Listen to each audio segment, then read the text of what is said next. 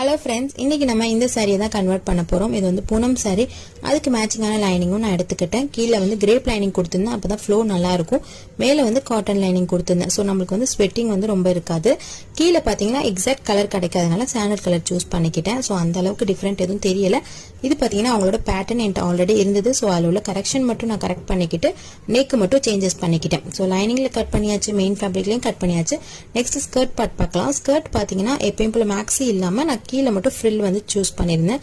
So frill வச்சா இன்னும் கொஞ்சம் நல்லா பவுன்சியா நல்லா இருக்கும். அதுக்கப்புறம் ஸ்டிச்சிங் ப்ராசஸ் பார்க்கலாம். நான் வந்து இதுதான் ஸ்டிச் பண்ண ஃபைனல் அவுட்புட். இது உங்களுக்கு பிடிச்சிருந்துச்சுன்னா உங்க ஃப்ரெண்ட்ஸ் அண்ட் ஃபேமிலியோட ஷேர் பண்ணுங்க. பிரின்சஸ் லைன் கொடுத்து ஃபுல் லென்த் ஸ்லீவ் கொடுத்து நான் கீழே ஃப்ரில் கொடுத்து ஸ்டிச் பண்ணிருக்கேன். பேக்ல வந்து டபுள் நாட் கொடுத்துருக்கேன். ஸோ சிங்கிள் நாட் இல்லாம டபுள் நாட் கொடுத்து வித் டேசல்ஸோட ஃபினிஷ் பண்ணிருக்கேன். இந்த லுக் பிடிச்சிருந்துச்சுன்னா கண்டிப்பா இந்த வீடியோக்கு ஒரு லைக் போடுங்க.